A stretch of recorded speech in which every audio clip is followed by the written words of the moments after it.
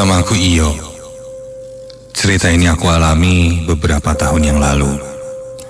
Tepatnya setelah aku lulus kuliah, di mana ketika itu waktuku cukup luang. Salah satu hobi yang ketika kuliah sudah jarang kulakukan adalah hiking dan camping. Ketika aku duduk di bangku SMA, aku ikut pecinta alam. Sehingga sebulan sekali kan aku hiking dan camping di gunung bersama teman-temanku. Sampai akhirnya ketika waktuku sudah luang, tak ada salahnya aku untuk menikmati hobiku ini lagi. Ya, menikmati keindahan alam, penghilang stres, sambil menunggu panggilan kerjaan yang belum juga datang. Aku pergi camping bersama kedua temanku yang saat itu satu ekstrakurikuler zaman SMA dulu. Kami pun memilih salah satu gunung yang sebenarnya tidak terlalu jauh dari kota Bandung ini. Masih di sekitaran Bandung.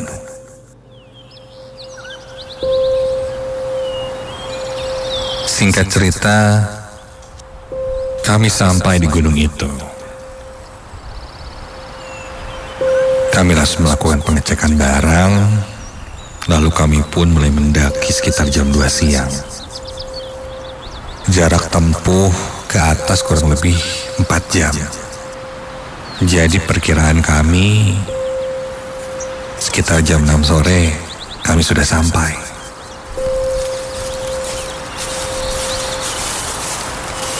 Total yang berangkat ke sana ada 4 orang termasuk aku. Medan yang kami lalui cukup menanjak. Tapi kami tidak terlalu banyak istirahat, karena ingin cepat sampai di tempat kami akan mendirikan tenda.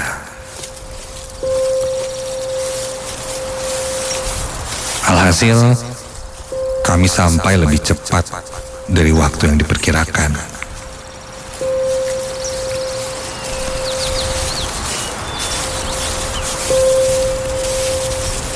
Sampai di lokasi, kami melihat tidak ada yang camping hari itu. Aneh, biasanya banyak yang camping, tapi hari itu sepertinya hanya kami saja yang mendirikan tenda di sana. Ketika sedang mencari posisi di mana kami akan mendirikan tenda, mataku tertuju pada pintu air. Iya, di sekitar sana ada satu pintu air dekat sungai.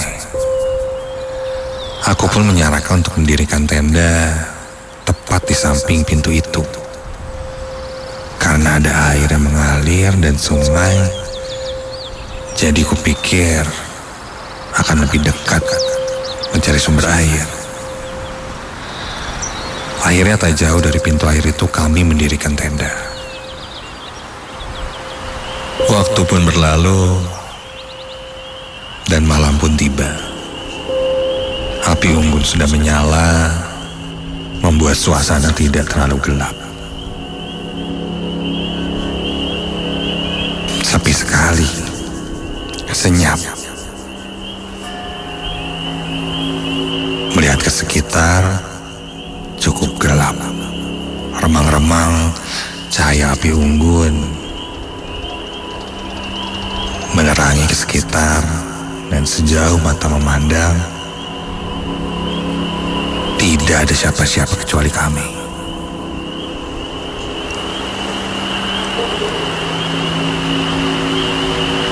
Dirasa sudah cukup malam, kami pun masuk ke tenda. Termasuk aku yang ketika itu entah kenapa sulit sekali rasanya untuk tidur.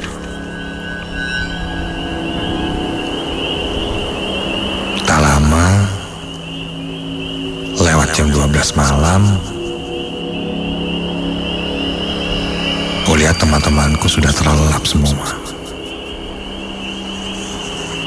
Sedangkan aku masih belum bisa tidur. Aku pun keluar dari tenda. Karena api unggun sudah mulai mengecil, aku kembali menyalakannya lagi.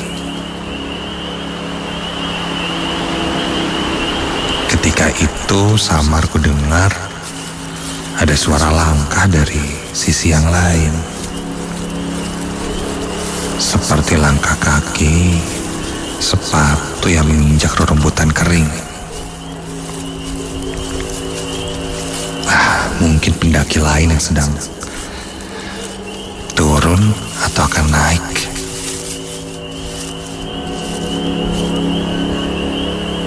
Namun lama-lama ku rasakan langkahnya ku berbeda ya. Langkahnya seperti sebuah langkah yang sangat besar, bahkan menghentak hingga aku bisa merasakan getarannya.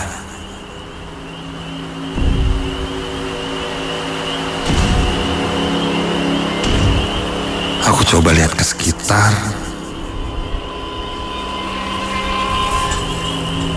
Tidak ada yang aneh. Suara langkah kaki itu seakan terhenti seketika.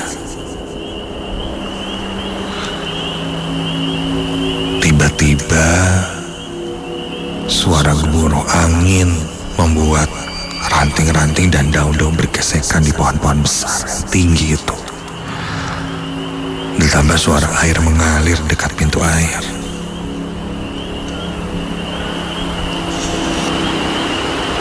Suara apa ya tadi? Aneh.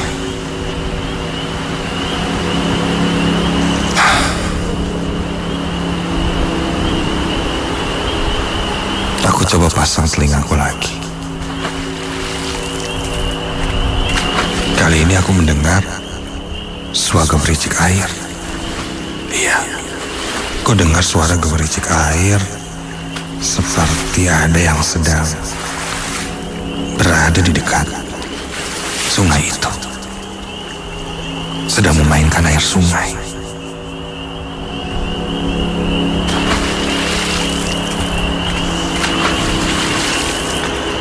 Kontan, aku tengok ke arah sungai yang tidak jauh dari tendaku itu. Dan siapa itu? Dari seberang sungai, kulihat ada yang berdiri. Iya, ada seseorang yang berdiri. Terlihat bahu, kepala, hingga lengannya yang dari kejauhan sih seperti manusia, tapi kok tinggi banget ya. Iya, ukurannya tak lazim. Tidak seperti orang dewasa pada umumnya. Mungkin bisa dibilang semakin kulihat, sosok itu terasa semakin membesar dan meninggi. Tingginya bahkan 4 kali lipat dari yang kulihat sebelumnya. Badannya yang terus meninggi membuat tangannya pun terlihat semakin memanjang. Kini bisa kulihat 2 bola mata yang putih menyala melihat ke arahku. Sosok itu mulai melangkah dan Langkah kakinya persis seperti yang kudengar sebelumnya. Sangat berat dan membuat daerah sekitarku itu bergetar.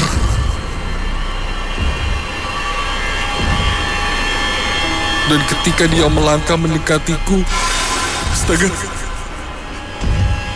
makhluk apa itu? Kini semakin jelas terlihat olehku. Sosok yang sangat tinggi, kulitnya putih bersisik, hidungnya lebar, lidahnya menjulur, dan wajahnya sangat mengerikan. Aku berdoa untuk menghalau makhluk itu, tapi mulutku seakan membeku. Tak bisa ku gerakan. Aku hanya diam melihat sosok itu semakin mendekatiku.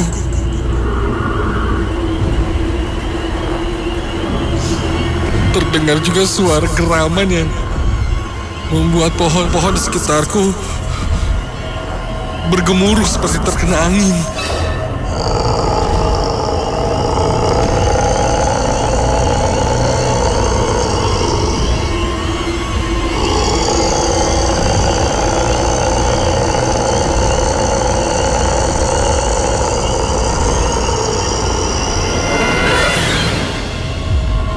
Dan tiba-tiba saja dia mengangkat kakinya dan terlihat sangat besar, melangkah ke arahku dan kini tepat berada di atasku dan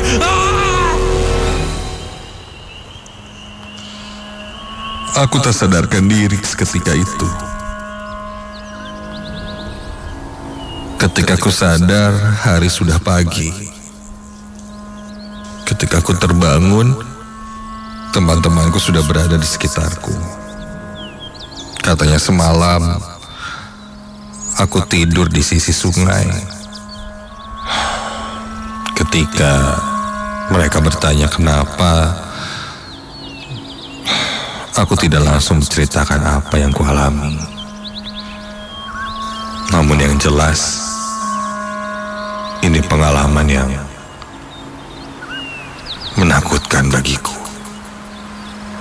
Aku tidak tahu apakah mungkin ada larangan tidak boleh berkemah di tepi air itu. Dan memang ketika itu kami buru-buru mendirikan tenda tanpa minta izin terlebih dahulu pada sekitar, dalam artian yang tidak terlihat itu. Mungkin sosok itu penunggu di sana yang marah ketika kita semena-mena berada di tempat itu.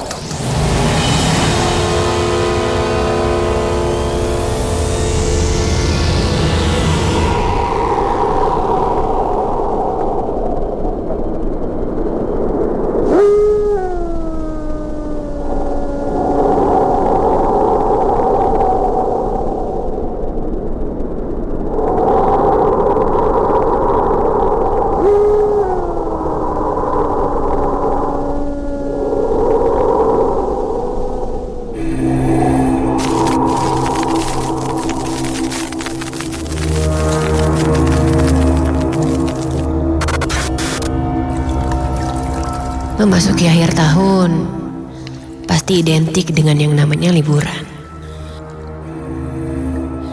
Namaku Dian. Aku tinggal di Jakarta. Namun, setiap tahun baru, aku selalu merayakan tahun baruku bersama keluarga. Aku sering diajak menginap ke villa. Kejadian ini aku alami di malam tahun baru tahun lalu.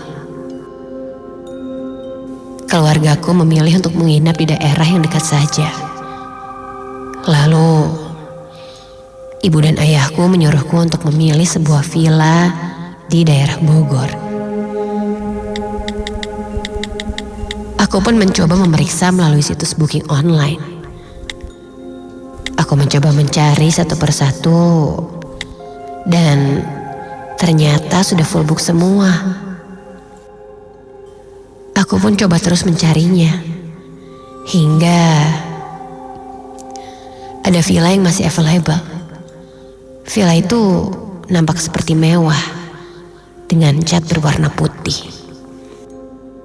Seperti bangunan baru dan di dalamnya terdapat 4 kamar.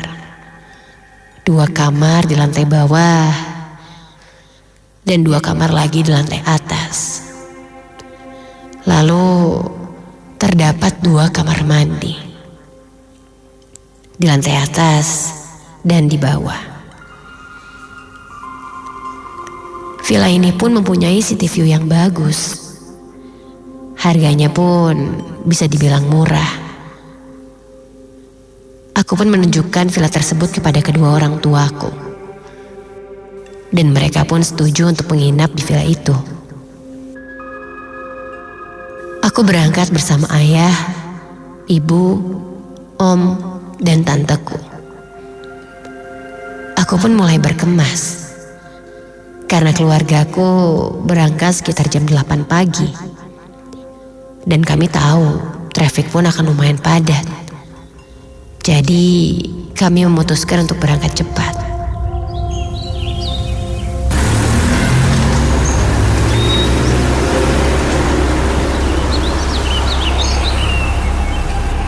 Kurang lebih hampir 3 jam lebih kami berkendara. Dan setelah bertanya kepada beberapa orang, akhirnya kami menemukan jalan menuju villa yang kami tuju. Namun, tidak banyak orang yang tahu mengenai villa yang kami tuju ini. Aku pun akhirnya mencoba mencari warga sekitar untuk bertanya.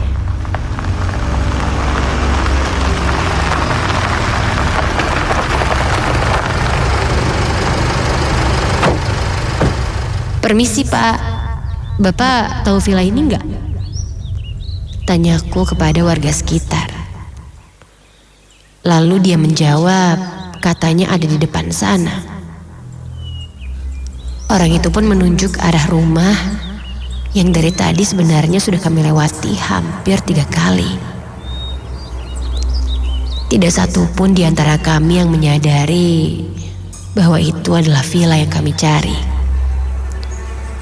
Karena aslinya nampak sangat berbeda sekali dengan di foto. Pagar yang ada di depannya pun berbeda. Dan bangunan rumahnya juga seperti sudah lama tidak berpenghuni. Orang tuaku sedikit mengeluh padaku karena ragu memilih tempat ini menjadi villa. Aku benar-benar tidak tahu. Di foto memang tidak seperti ini. Dan juga harganya yang murah. Lagi pula sudah tanggung dibayar. Kemudian aku mengetuk-ngetuk pintu pagar.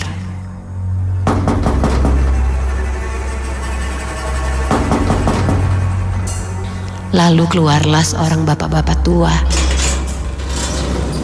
Aku pun bilang, aku yang menyewa villa ini lewat situs online. Dan akhirnya bapak-bapak tersebut mengantar kami sekeluarga ke dalam villa. Ketika aku masuk ke dalam, terasa sangat lembab. Aku pun masuk lagi ke ruangan yang berbeda. Itu ruangan keluarga. Sangat luas sekali. Lalu di depan tangga tersebut ada sofa berwarna hitam dan TV di depannya. Dan di pinggir TV pun aku lihat ada pintu yang menuju kamar tidur. Lalu di sebelah tangga ada dapur. Dan di pavilion ada kamar tidur juga. Dan ada satu-satunya tempat yang sangat ingin aku lihat. Halaman dengan kolam ikan yang menghadap ke City View langsung. Lalu bapak penjaga pun mengantarkanku untuk melihat ke halaman belakang.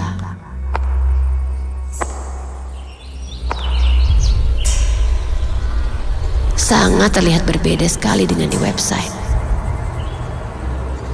Aku sempat merasa tertipu dengan foto-foto di website. Ternyata kolamnya pun tidak ada airnya. Dan pemandangannya pun menghadap ke area hutan-hutan yang penuh pepohonan saja. Aku sempat takut saat itu, karena orang tua aku pasti. Namun, ya sudahlah. Aku pun tidak mau banyak memikirkannya.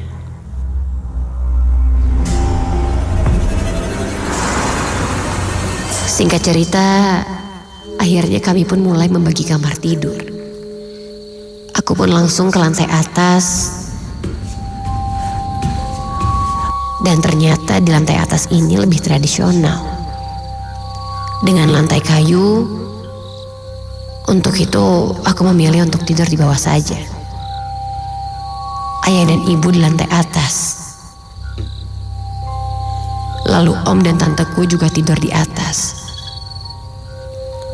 Sedangkan di kamar bawah, aku tidur sendiri di pavilion.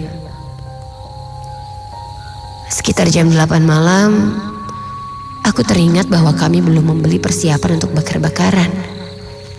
Dan kembang api pun lupa kami beli. Akhirnya ayah dan ibu memutuskan untuk pergi keluar villa. Ibu hanya pamit menghindari luar kamar. Karena kebetulan aku baru beres mandi dan sedang bersih-bersih. Aku pun keluar kamar dan menyalakan TV. Lalu duduk di sofa.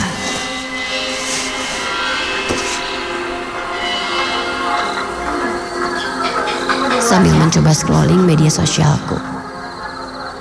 Namun ternyata di sini susah sinyal. Lalu tiba-tiba di atas tangga terdengar suara decitan kayu seperti ada orang berjalan. Beberapa menit, aku dengar orang yang jalan di atas ini seperti mondar-mandir.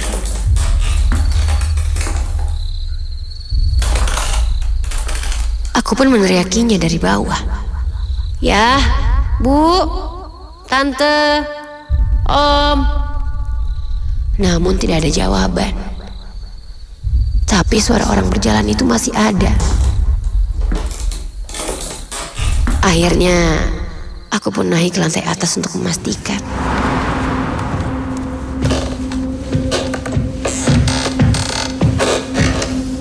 Setelah naik ke lantai atas, suara itu hilang dan tidak ada orang. Karena penasaran, aku pun mencoba membuka kamar tidur satu persatu.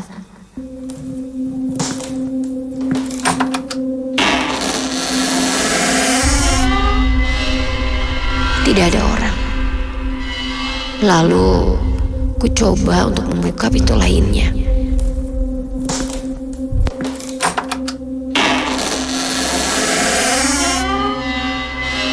Tidak ada siapa-siapa juga. Aku melihat kamar tidur di atas ini. Aku pun masuk ke dalam kamar itu. Mungkin ini kamar om sama tante. Kulihat di atas kamar itu ada tali yang menggantung. Hah? Astaga, siapa itu? Aku pun langsung keluar kamar dan perlahan menengok ke kanan dan ke kiri. Dan ternyata itu tanteku. Bikin kaget aja nih tante. Dia mengenakan daster berwarna merah dan rambutnya digerai. Sepertinya tante baru saja mandi. Aku pun mengajaknya ke bawah untuk menonton TV. Dan kami pun sekarang menonton TV dengan duduk bersebelahan di sofa.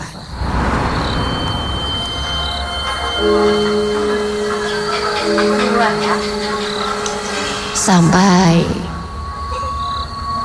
kurang lebih 15 menit aku menonton, tiba-tiba saja ada telepon masuk.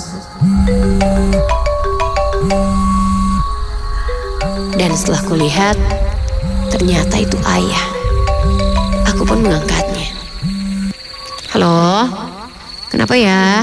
Iya, ayah, ibu, tante sama om masih di jalan ya. Ini kejebak macet. Kamu kalau lapar bisa masak dulu yang ada aja. Bentar. Maksudnya gimana ya? Tante, bukannya tante gak ikut? Tante sama om ikut ayah ibu tadi. Mereka juga mau beli sesuatu katanya. Ya udah, tunggu ya. Kalau tanteku di sana, lalu yang di sebelahku ini siapa? Aku pun akhirnya memberanikan diri menengokkan kepalaku perlahan ke arah sosok tanteku ini. Dan astaga! Aku menengok sosok itu berubah menjadi wajah wanita yang sangat menyeramkan. Matanya merah dan nyaris keluar. Badannya membungkuk, lalu lidahnya menjalar keluar. Dan ada tali di lehernya. Lalu wanita itu kini melihat ke arahku dan berkata dengan bahasa Sunda yang aku tidak mengerti. Yen maneh ka urang. Aku pun berlari untuk masuk ke kamarku dan menguncinya. Lalu tiba-tiba saja di arah lemari kamarku terdengar seperti suara kayu diketuk beberapa kali. Dan ketika aku tengok ke arah lemari itu, sosok kuntilanak itu ada lagi. Dia duduk di atas lemari sambil mengayunkan kakinya menyentuh lemari itu dan berkata dengan bahasa Sunda, Ka mana maneh? Ieu teu aing.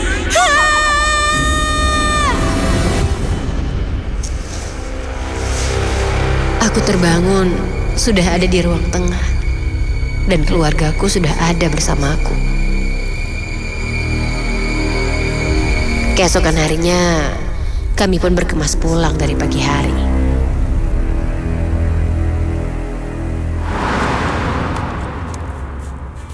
Namun sebelum pergi, penjaga villa itu sempat meminta maaf padaku atas ketidaknyamanannya.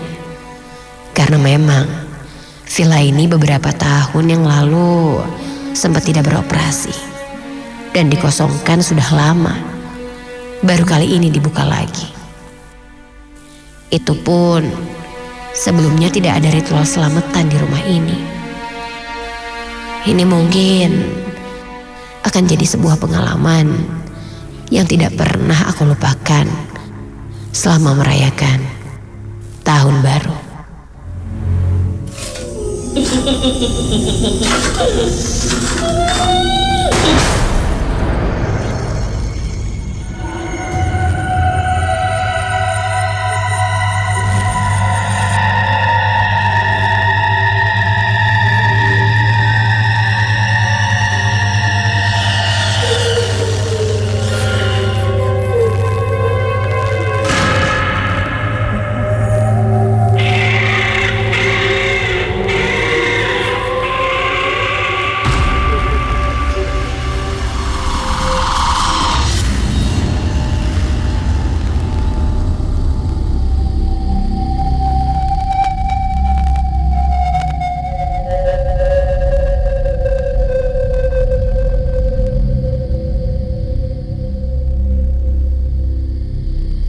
Malam itu aku mengunjungi rumah tante yang berada di sebuah daerah yang masih di sekitaran kota Bandung. Bisa dibilang mungkin jaraknya 1 jam lah dari kota Bandung ke daerah ini. Ketika itu aku diundang oleh tanteku karena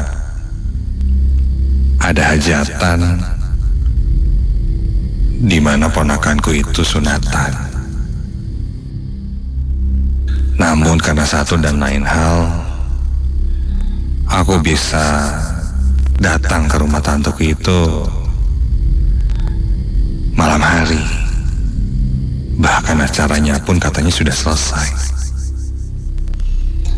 Karena tidak enak jika tidak datang, aku pun memaksakan diriku untuk pergi ke sana.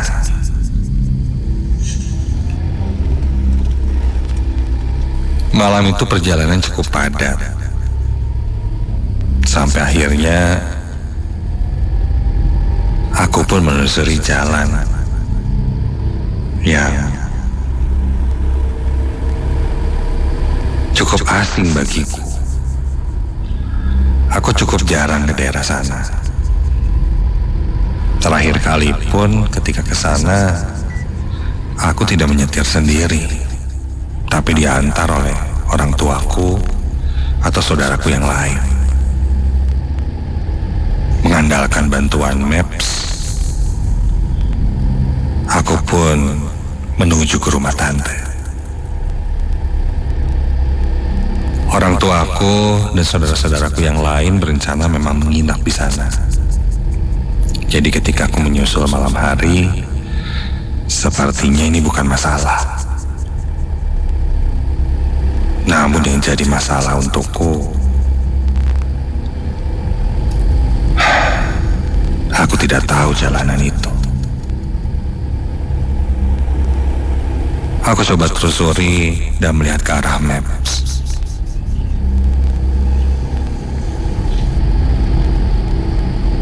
Ternyata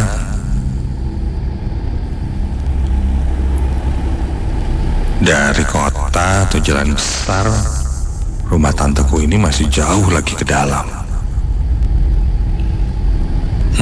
Agak pelosok sih memang.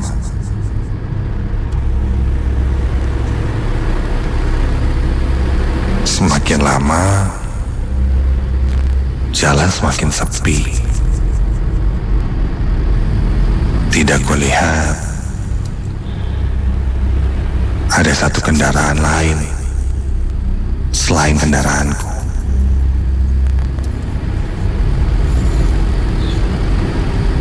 Mobilku mulai melaju ke sebuah jalan yang tidak terlalu besar. Meskipun ada rumah di kiri kanan, namun jalan ini nampak sepi sekali.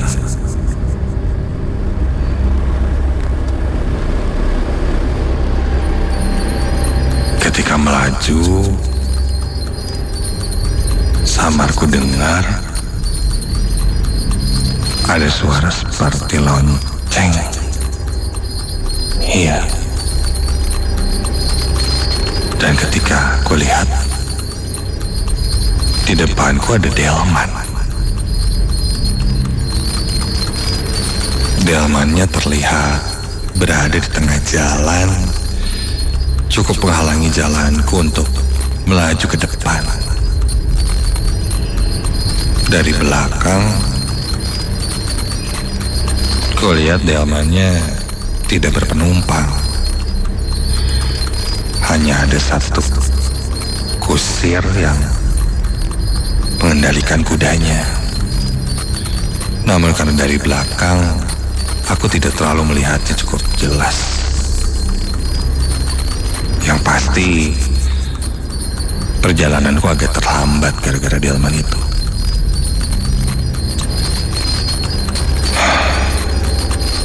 Duh, gimana ya? Klakson gitu. Bodoh. Aku pun mengklakson delman itu. Iya, dengan tujuan delmannya agak ke pinggir karena mobilku mau lewat. Bayangkan saja jika menunggu delman di depanku itu terus-terusan.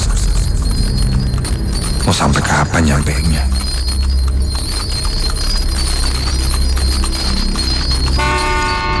Ketika aku klakson dan ku dim lampuku, delman itu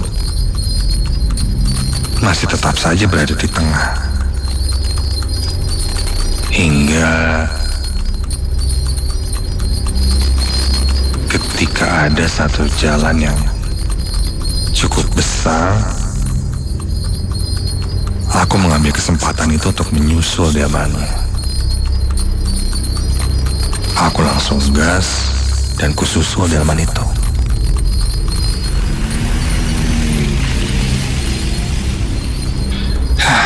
Akhirnya, setelah melewati delman itu, aku fokus lagi sambil melihat ke handphone, ke titik maps yang menuju ke rumah tante itu. Sampai kembali terdengar lagi suara lonceng delman. Dari kejauhan, aku sorot dengan jauh. Ada lagi delman. Aku berpikir mungkin tak jauh dari situ ada satu pool atau tempat pembantian dari delman-delman yang sudah ngider keliling kota. Dan jam-jam segini jam-jamnya pulang. Aku melajukan mobilku dan mendekati delman itu.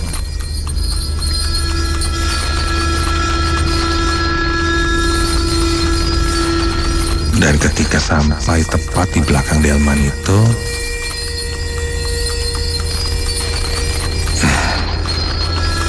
delmannya kok persis seperti yang tadi ya. Warnanya, bentuknya, bahkan kusirnya pun aku rasa sepertinya sama seperti delman yang tadi. Tapi apa mungkin semua delmannya sama kali ya? Ya juga sih. Mungkin karena pemilik atau bosnya satu, hingga semua delmannya disamakan warnanya.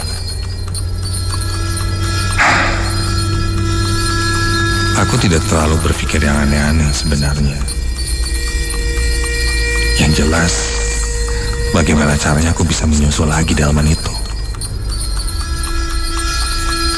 Aku klakson lagi delmannya. Aku berikan tanda-tanda, namun delman itu tetap saja berada di jalurnya. Tidak ke pinggir atau memberikanku jalan. Terpaksa aku mepet-mepet. Perlahan, hingga akhirnya aku susul kembali delman itu. Kulihat dari spion tengah. Delman itu seakan tidak ada rasa bersalah menghalangi jalanku. Aneh-aneh aja.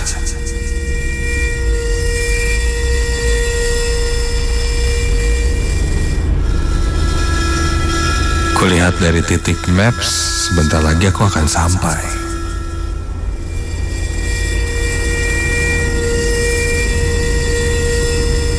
Dan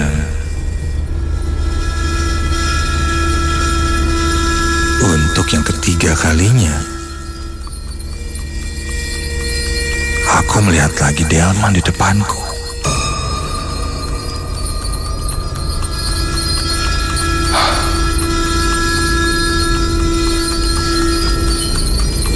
Dan delman itu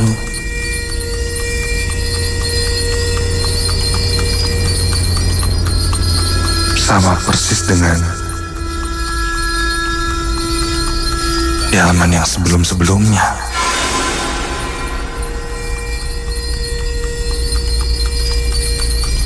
Di situ aku mulai aneh. Aku sempat perhatikan beberapa detail seperti kayu, besi, lonceng, bahkan kudanya pun sama. Kuda berwarna hitam dengan delman yang sama, dan posisi duduk kusirnya pun sama persis. Aku mulai merasa ada yang tidak beres. Aku lanjutkan mobilku perlahan tepat di belakang delman itu.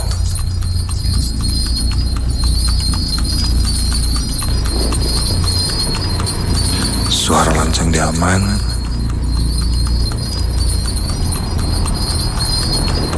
terdengar lebih kencang dari sebelumnya.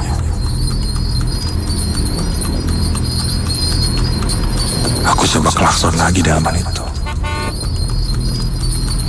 Kali ini aku klakson agak banyak dan panjang. Sampai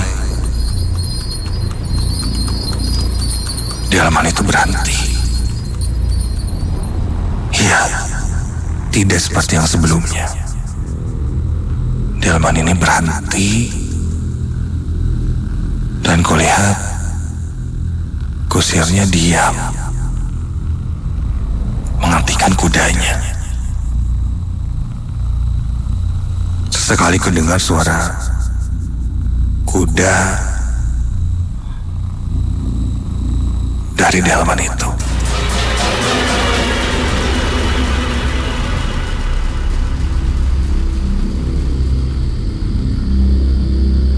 Kulihat delmannya hanya berhenti dan tidak bergerak saja. Aku pun mengalihkan pandanganku melihat ke handphone untuk melihat titik di mana lokasi rumah tanteku itu masih jauh atau tidak. Ternyata tinggal belok ke kiri dan sampai. Dan ketika aku lihat lagi ke arah depan, kemana? Delmannya masih berada di depanku, namun sang kusir tidak ada. Dan tiba-tiba, Astaga, ada yang mengetuk jendela mobilku dari sebelah kanan, tepat di sebelahku duduk. Astaga. Kulihat ada yang berdiri dan sepertinya itu kusir delman. Waduh. Aku pun membuka jendela mobilku. Dan ketika ku buka jendela mobilku dan ku tengok ke arah orang yang berdiri di sebelahku itu, dan astaga.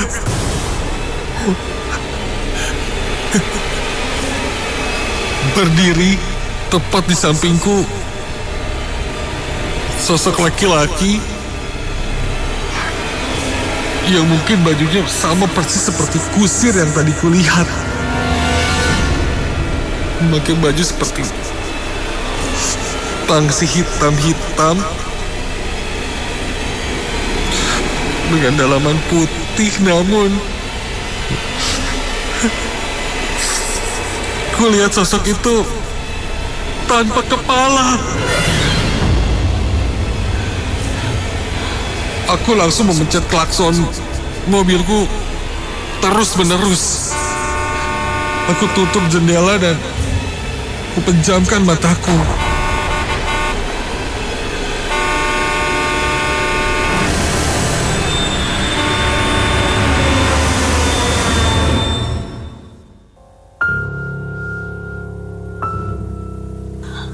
Dan tak lama dari sana, aku lihat ada beberapa orang yang keluar dari rumahnya dan mengerubungi mobilku. Dan ketika aku lihat ke depan, delman itu sudah tidak ada.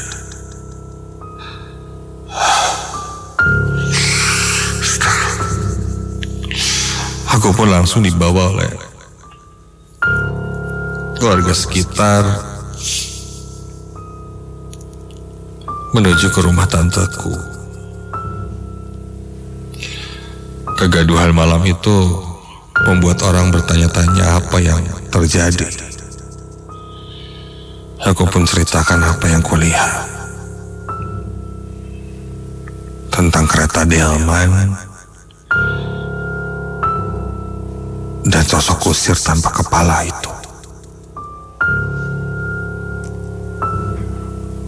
Beberapa warga di sana bilang memang ada mitos kereta delman misterius di sekitar daerah itu yang kadang terlihat di beberapa jalan. Bahkan ada yang pernah melihatnya di jalan raya. Mungkin hal itu ada kaitannya dengan sejarah zaman dulu di tempat itu. Yang jelas, mitos itu benar adanya. Dan aku melihatnya sendiri.